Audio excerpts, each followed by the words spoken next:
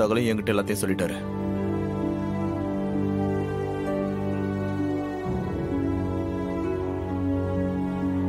நீ ஒரு பெரிய தப்பான முடிவு எடுத்திருக்க ரேவதி.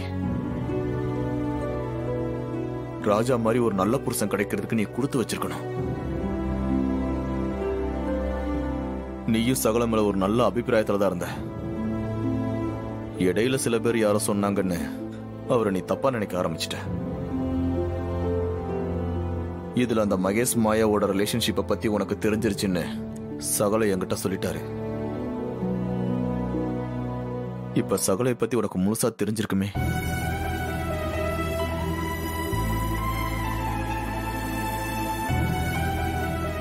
இதுக்கப்புறமும் நீ வெளிநாட்டுக்கு போறது சரியில்லை ரேவதி.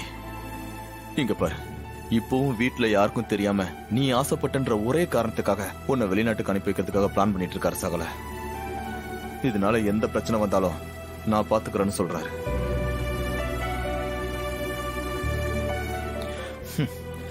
ரேவதி, இந்த உலகத்துல எவனாச்சும் எந்த புருஷனாச்சும் இந்த மாதிரி செய்வானா? நீ அவரை எவ்வளவு அவமானப்படுத்திருக்க. அதுக்கப்புறமும் ஒரு மனுஷன் ஃபீலிங்ஸை புரிஞ்சுக்கிட்டு இந்த அளவுக்கு ஒருத்தர் நடந்துக்கிறானா? அவருடைய நல்ல மனசை நீ தெரிஞ்சுக்க வேணாமா?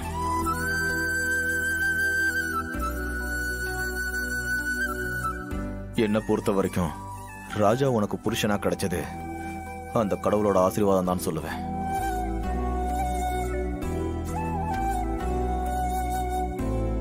ரேவதி, உனக்கு ஒரு அருமையான கல்யாண வாழ்க்கை அமைஞ்சிருக்கு. அதை உதறிட்டு போனா நஷ்டம் உனக்கு தான்.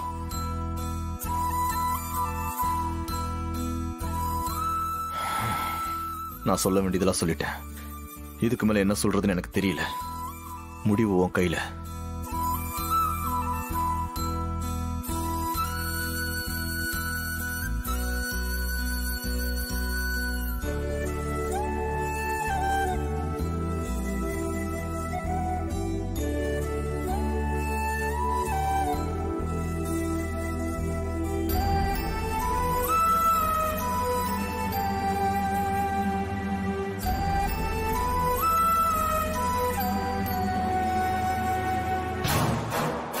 வாங்க சித்தி.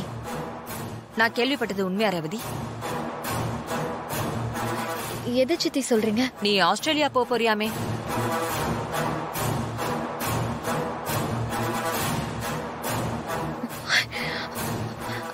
அது உங்களுக்கு எப்படி தெரியும்? நேத்து டிராவல் ஏஜென்சி ஆபீஸ்க்கு ஒரு வேலையா போயிருந்தேன். அப்பதான் தெரிஞ்சுக்கிட்டேன்.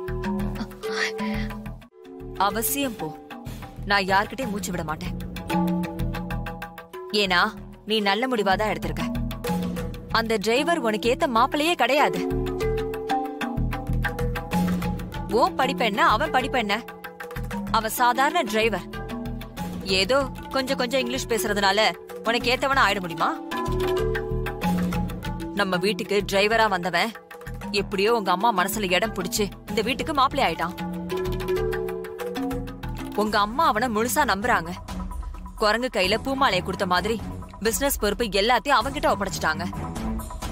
இவனோட நீ காலை முழுக்க குப்பை கொட்டுறதை விட வெளிநாட்டுக்கு போறதுதான் நல்லது. சித்தி, உன் அழகுக்கும் திறமைக்கும் இங்கே இருந்தா நீ விரும்பின வாழ்க்கைய வாழ முடியாது. அதுக்கு உன் அம்மாவும் டிரைவருமே தடையா இருப்பாங்க. அவன் உனக்கு பொருத்தமே இல்லாதவன். உன்னை ஏமாத்தி தாலி கட்டிட்டான். சித்தி கொஞ்சம் இருங்க. இரு, நான் முழுசா சொல்லி முடிக்கிறேன். அவன் அந்த கிழவியோட பேரன் தான். நம்ம எல்லாரையும் சீட் பண்ணி உள்ள வந்திருக்கான். அவன் பண்ணிருக்கிற ஃப்ராடு வேலை எல்லாத்தையும் கும்பாபிஷேகத்துக்குள்ள நான் நிரூபிக்கதான் போறேன். அவன் மோசமான ஆளு. நம்ம எல்லாரையும் ஏமாத்திட்டு இருக்கா. நீ அவனை நம்பாத. சித்தி, பேசுறது கொஞ்சம் நிறுத்துறீங்களா? என்ன ரேவதி, அவன் நம்ம எல்லாரையும் ஏமாத்துற ஃப்ராடு. அவனை பத்தி பேசுறத நீயே நிறுத்த சொல்ற? சித்தி பிளீஸ், நீங்க என்ன பத்தி என்ன வேணாலும் பேசுங்க. ஆனா அவரை பத்தி தப்பா பேசாதீங்க. என்ன இவ திடீர்னு அவனுக்கு சப்போர்ட் பண்ணி பேசிட்டு இருக்கா? ஏன் ரேவதி, என்னாச்சு? ஏன் இப்ப திடீர்னு என் மேல கோவமா பேசுற? அவரை பத்தி நீங்க தப்பா பேசுறது எனக்கு பிடிக்கல. என்னடா இது, கடைசியில இவளும் அவன்கிட்ட கவுந்துட்டாளா? போச்சு, இனிமே இவகிட்ட அவனை பத்தி பேசி எந்த பிரயோஜனமும் இல்ல. சரி ரேவதி, ஓ இஷ்டம். நான் எதுவும் பேசல. ஆனா ஒண்ணு, என்ன பொறுத்த வரைக்கும் நீ ஆஸ்திரேலியா போறதுதான் உனக்கு நல்லது. அப்பதான் உன் ஃபியூச்சர் நல்லா இருக்கும். பார்த்து நடந்துக்க. நான் வரேன்.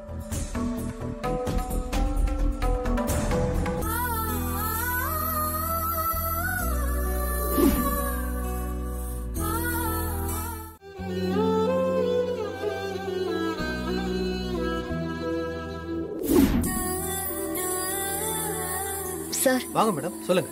ரிங் பார்க்கணும். ரிங்கா மேடம்? இதோ காட்டுறேன் மேடம். ஒரு நிமிஷம் வந்துடும். ஹலோ, உட்காருங்க மேடம். இந்த டிசைன்ஸ் பாருங்க. இது எல்லாமே லேட்டஸ்ட் டிசைன்ஸ் மேடம், பாருங்க.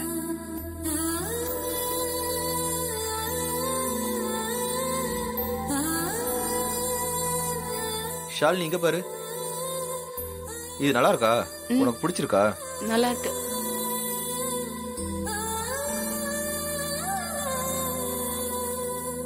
இந்த டிசைன் நல்லா இருக்குல்ல? இதே எடுத்துக்கலாம். இதை ஓபன் பண்ணி கொடுங்க, போட்டு பார்த்தரலாம். I love you Shalini. I love you too. இந்தா, இதை நீ போட்டுக்கோ. நீங்களே போட்டு விடுங்க.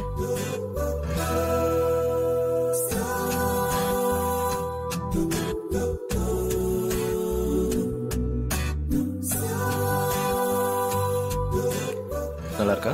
பிடிச்சிருக்கா? சூப்பரா இருக்கு.